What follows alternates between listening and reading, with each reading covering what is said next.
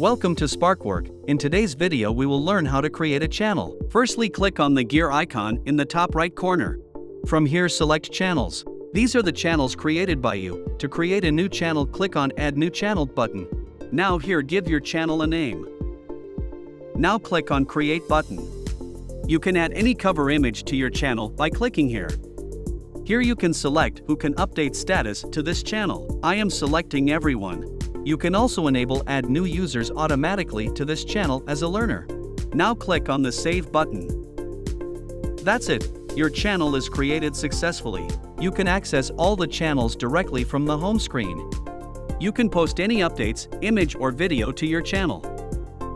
You can also add widgets to your channel as per your convenience by clicking the Add Widget button here. You can manage channel members by clicking the settings icon here. You can add members to the channel from different units. I am adding a new member to this channel from this unit. You can assign different roles to the members, either manager, author, or learner. Training for creating a channel is completed now. We hope this video has been helpful to you.